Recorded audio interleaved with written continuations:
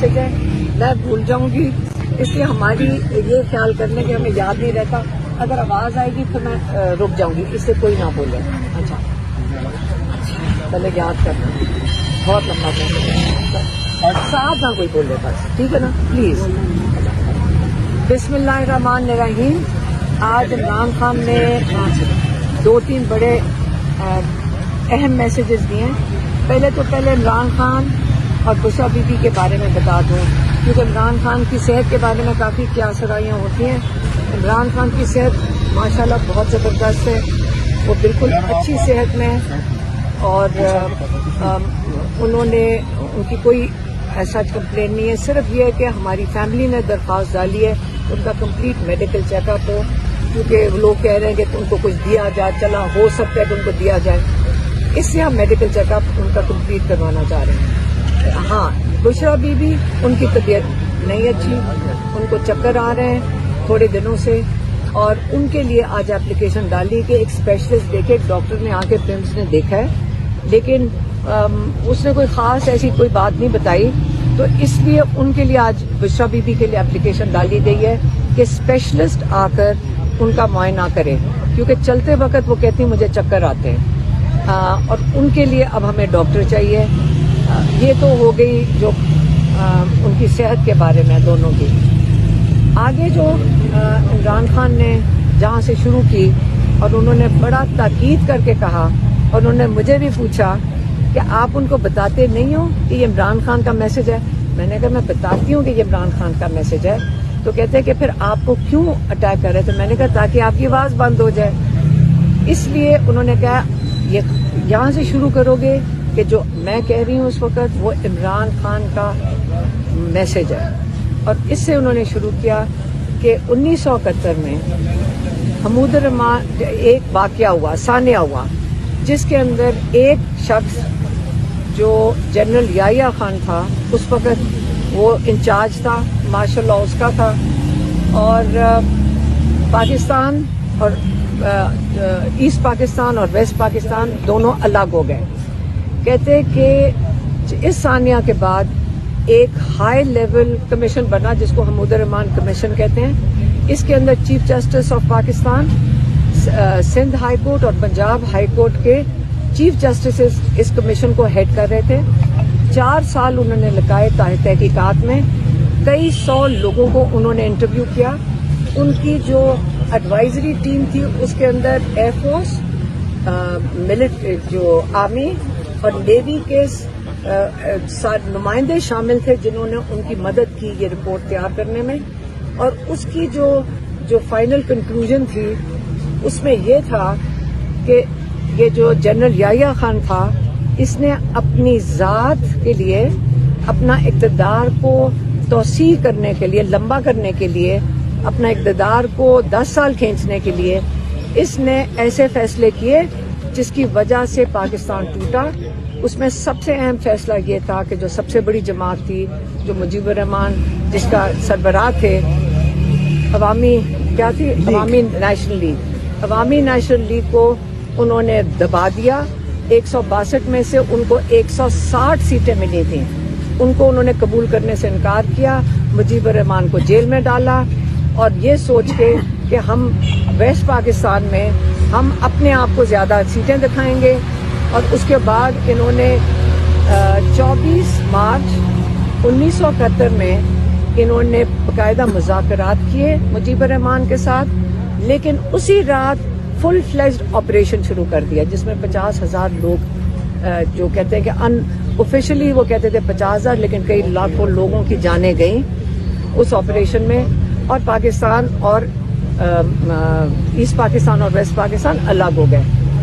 اب وہ یہی بتانے کی کوشش کر رہے ہیں کہ دیکھیں ایک شخص جیسے کہ یہ جنرل یحییٰ تھے، انہوں نے اپنے اقتدار کی سوچ کے لیے سارے فیصلے کیے، اپنے ذات کے لیے فیصلے کیے.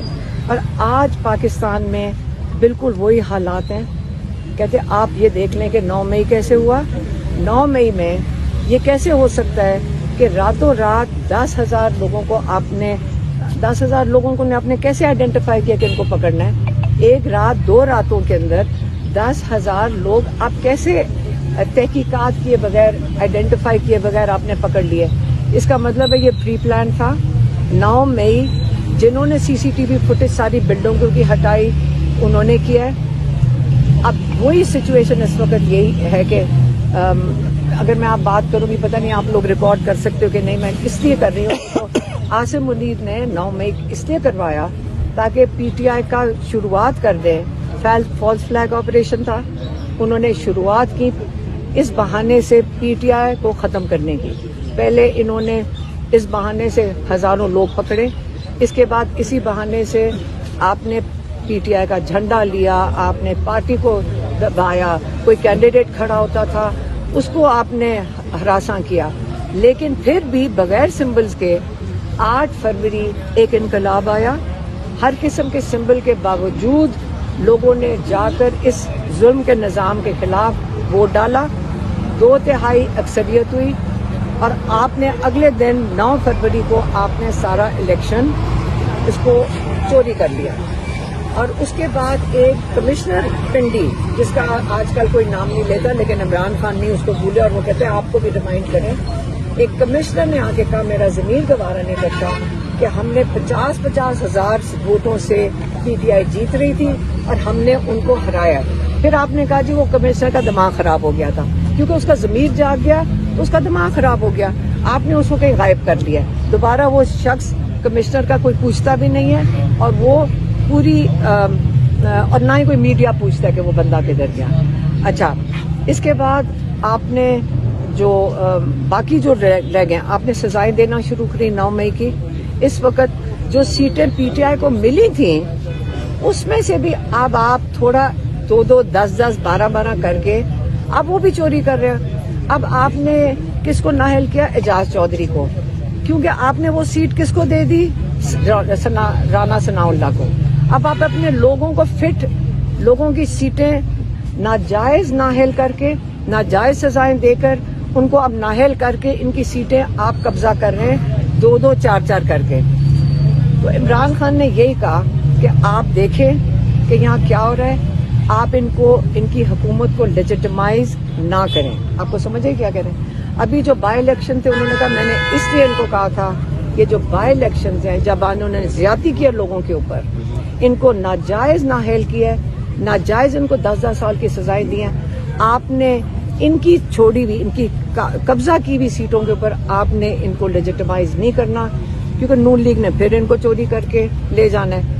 اس لیے انہوں نے کہا ہے کہ میں خراج تحسین پیش کرنا چاہتا ہوں کہ ساری نیشنل اسمبلی والوں نے اپنی کمیٹیاں چھوڑ دی اور انہوں نے ریزائن دے دیا اور انہوں نے اپنی ساری مراد واپس کر دیں. اب میں چاہ رہا ہوں کہ آج کی جو ان کی انہوں نے جو بھیجی ہیں ڈائریکشن, انہوں نے کہا کہ اب میں کہہ رہا ہوں سینٹ کی کمیٹیوں کو اب آپ چھوڑ دیں. سارے سینیٹرز جن بھی کمیٹیوں پہ بیٹھے ہیں ساری کمیٹیوں سے ریزائن کرتے ہیں. یہ آج کی ان کی انسٹرکشنز آ گئی ہیں کمیٹیوں کے لحاظ. اور انہوں نے یہ بھی کہا ہے کہ تھوڑے دنوں کے بعد میں اگلا پلان آف ایکشن دوں گا. نہیں, انہوں نے یہ نہیں بتایا. نہیں, انہوں نے صرف یہ کہا ہے کہ میں اگلا لائمل دوں گا. اچھا, تیسرا پوائنٹ, اور کیونکہ ہمارے اس وقت ایم این ایز بھی یہاں پہ موجود ہیں کے پی کے, انہوں نے تیسرا پوائنٹ, اور یہ بہت اہم ہے اور عمران خان اس پہ بہت سخت پریشان تھے اور ہمیں انہوں نے کئی دفعہ, ایک دفعہ نہیں 2-3 دفعہ اس کے بارے میں باری باری آگے کہا, یاد ہے نا میں نے کیا بتایا ہے, اور کئی چیزیں آپ کو پتہ ہے اس عمر میں بھول بھی جاتی ہیں. لیکن انہوں نے کہا سب سے اہم چیز یہ ہے کہ جو کے پی میں آپریشن ہو رہا ہے یہ روکا جائے. کہتے اسی طرح جب ایک دفعہ انہوں نے پہلے آپریشن کیا تھا اے این پی کی حکومت کے اوپر یہ بات آئی تھی, کیونکہ آگے جو بھی ایکٹ ان کا ہے یا جو بھی ان کے پاس ہے وہ پولیس آگے کرتے ہیں. کہتے ہمارے پولیس کے اہلکار شہید ہو رہے ہیں, ہمارے دوسری طرف ہمارے ہی لوگ شہید ہو رہے ہیں, اور یہ چیز ہاتھ سے نکل جائے گی کیونکہ اس سے دہشت گردی بڑھے گی. کبھی بھی ان قسم کے آپریشن سے کم نہیں ہوا. 2004 سے آپ دیکھ رہے ہیں, اس سے پہلے کبھی پاکستان میں یہ چیزیں نہیں ہوئی تھی کہ دہشت گردی بڑھتی کیوں ہے. جب آپ اپنوں کے اوپر بمباری کریں گے اور بے گناہ لوگ جائیں گے تو پھر دہشت گردی اسی چیز سے بڑھتی ہے. پھر انہوں نے کہا کہ افغانستان، کہتے افغانستان ہمارا بھائی مسلمان بھائی ملک ہے، افغانستان کے ساتھ آپ نے جان کے آپ اگر ان کے اوپر بمباری کریں گے جا کر تو آپ ان کے ساتھ یہ بالکل مت کریں.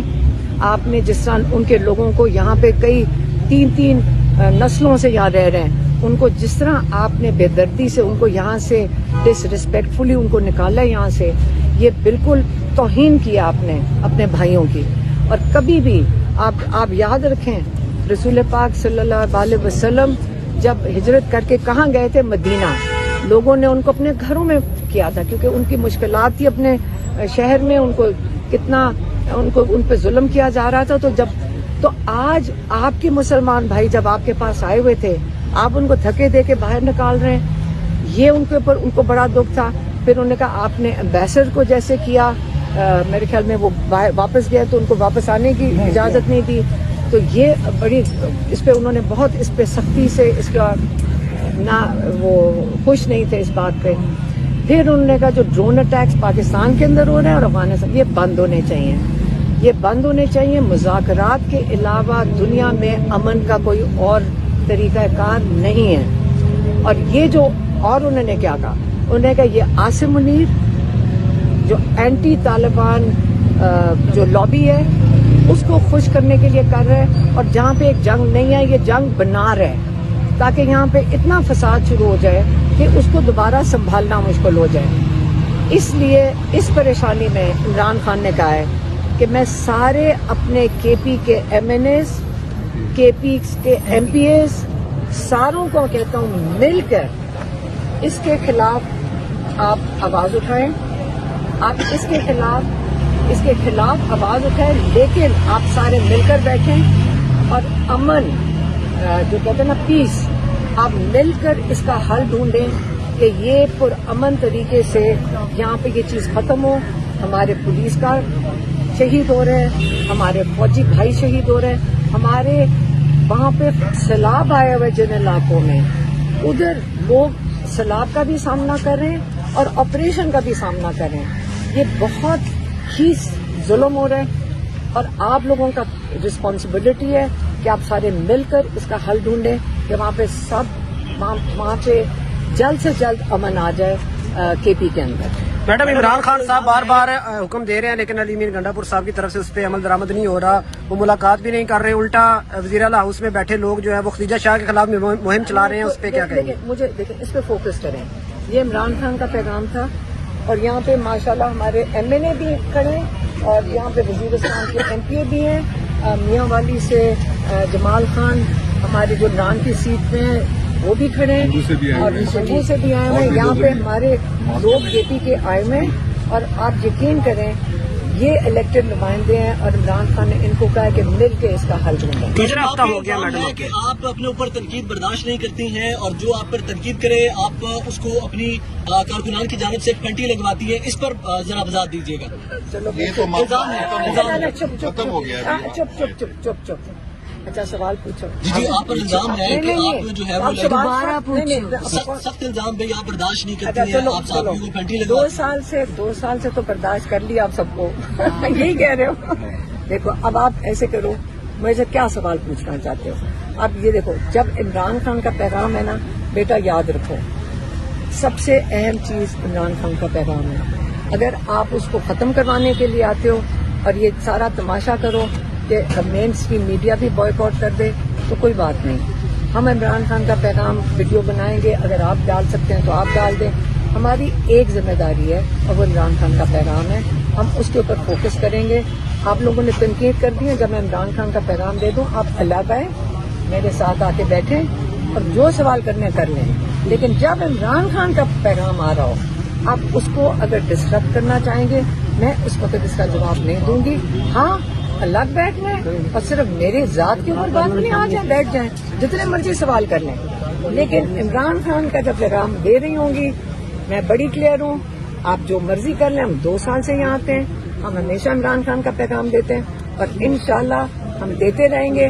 اگر دیکھیں ہمارے آپ سارے بچے ہیں، ہم یہاں پچھلے 2 سال سے آپ کے ساتھ بڑے خوش اسلوبی سے چل رہے ہیں. 2 سال तो आज क्या चीज एकदम हुई 4 दिन 1 हफ्ता पहले, हाँ क्या चीज हुई कि सडनली ये तमाशा लगा। किसानों को समझ आ रही है इमरान खान का पैगाम बाहर ना आए और आसिम मुनीर का नाम जो जो जो इनके साथ जुल्म कर रहे हैं उनका ना लो। क्यों? ये क्या तरीका है? हम क्यों ना लें? हमारे मुल्क के लोग हैं, हम जिसका मर्जी नाम लें। ये क्या तरीका है? ये कैसे बैन लगा सकते हैं? मेरे ऊपर 10 और FIR काट दो, लेकिन इमरान खान का भी नाम लेंगे हम, आसिम मुनीर का भी नाम लेंगे। और इमरान खान का है इस वक्त 9 में भी उसने कराया।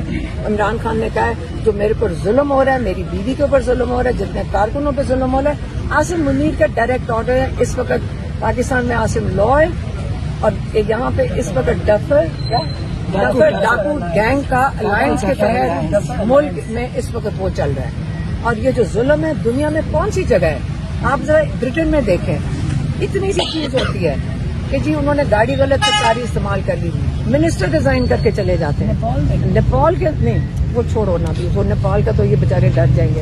हाँ अच्छा देखो, इसलिए मैं कह रही हूँ कि इखलाकियात याद रखें, एक लफ्ज इखलाकियात। इमरान खान ने कहा कि कल जरूर बात करना इखलाकियात के बारे में। जब इखलाकियात खत्म हो जाएंगी उसके आपके पास क्या रह जाएगा? चाहे आप मीडिया में इखलाकियात होनी चाहिए, चाहे आप हुकूमत में इखलाकियात, मॉरल अथॉरिटी उसको कहते हैं। तो जब आप चोर और डाकू को ऊपर बैठाएंगे तो नीचे सारे कहेंगे सारे चोरी डाकू करो। और इसी तरह जब आप जाके मीडिया में बच्चों हम आपके साथ बड़ी खुशी से चलेंगे, ना ही मैंने इनकार किया है, लेकिन जब मैं इमरान खान का पैगाम देने लगती हूँ मैं सबको बता देती हूँ कि सारे चुप से खड़े हों, क्योंकि मुझे भूल जाते हैं। इसमें उम्र में याद रखना और हमारी बहुत बड़ी जिम्मेदारी है कि इमरान खान का पैगाम जितना सही तरीके से पहुंचा सकें। अच्छा मैडम, ये बताइएगा चेयरमैन PTI आज उस रोज के वाक़े पर माजरत करके गए मेन स्ट्रीम मीडिया से, तो आपकी जानिब से मजम्मत नहीं आई? नहीं, आपके सामने वाक़या पेश आया, आपको चाहिए था, आप कम से कम ये कह सकते थे कि आप खड़े हैं, आपके सामने कैसे तमाशा न लगाया? देखिए मेरी बात आपने मजम्मत नहीं की। आप थे जी आप थे, आपने नहीं, एक सेकेंड, आपने शायद अगर आप उस सिचुएशन में अगर आपने देखा ना हो तो मैं ही तो सारों को रोक रही थी कि रुक जाएं, मुझे इमरान खान का मैसेज देने दें। मैं रोक रही थी कि नहीं, तो इसलिए उस दिन भी रोका था जब मुझे किसी ने उठा के अंडा मारा था, उसके बावजूद मैंने इमरान खान का मैसेज दिया। मैडम अंडे वाला जो वाक़या है अगर हम उसको देखते हैं, और दूसरा उससे अगले रोज है जो तशद्दुद वाला वाक़या एक पेश आया, जब 7 सेकंड के अंदर आपके कारकुनान ने रिएक्शन दिया, इतना क्विक रिस्पांस किया, वो बाद में नागवार गुजरी, आपको अंडा जिन्होंने मारा 100 मीटर के फासले पे उनकी गाड़ी खड़ी है और आपके कारकुनान भी वहां पे खड़े हैं, तो किसी ने उनको पकड़ा नहीं है? उस वक्त क्यों नहीं रद्दमल दिया गया? कारकुनान ने उस वक्त क्यों नहीं पकड़ा? जो मैंने वीडियोस देखी है ना जी, जो उसके बाद जो वीडियोस देखी हैं उन्होंने उनको पकड़ा, वो सारी वीडियो एविडेंस सारी सोशल मीडिया पे, मैडम वो जो प्लेस थी वहाँ पे सारे कारकुनान सोशल मीडिया में मैंने देखा है। पुलिस ने उनको बाहिफाजत निकाला है, यहाँ SHO एजाज से पूछा है, उन्होंने कहा हमने उनको अरेस्ट करके ले गए थाने, और उसके बाद उन्होंने कहा ऊपर से हमें पैगाम आए और हमें उसको छोड़ दिया। ये उन्होंने अरेस्ट किया था और ये ले गए थे, और फिर इनको ऊपर से ऑर्डर आया कि उनको छोड़ दो, फिर उन्होंने छोड़ दिया। Thank you. मैडम आपने मुद्दुरमान कमीशन का हवाला देते हैं, लेकिन जनरल कमर बाजवा की रिटायरमेंट के आखिरी दिन ये क्लियर कर गए थे कि वो एक फौजी गलती नहीं बल्कि सियासी गलती थी। तो क्या जनरल कमर बाजवा झूठ बोलते हैं या मुद्दुरमान कमीशन गलत है उसकी जो रिपोर्ट है? क्योंकि वो क्लियर कर गए थे रिटायरमेंट के आखिरी दिन की एक सियासी गलती थी। देखें 3 सुप्रीम कोर्ट के जजेस, 4 साल, एक सुप्रीम कोर्ट का चीफ जस्टिस, पंजाब और सिंध के जजेस चीफ जस्टिसेस, और वो वक्त जरा फर्क थे, आज से बहुत फर्क थे, बड़े रिस्पेक्टेड जजेस थे, और उन्होंने जो रिपोर्ट लिखी है तो बेहतर है, उन्होंने कई 100 लोगों को इंटरव्यू किया है। उस रिपोर्ट को अगर आप समझना चाहते हैं, और आपके लिए भी अच्छा होगा कि बाजवा साहब क्या कह रहे हैं, आप रिपोर्ट पढ़ लें, या मिलती है बाजार में, सब जगह मिलती है, ठीक है। और आर्मी फोर्सेस के चीफ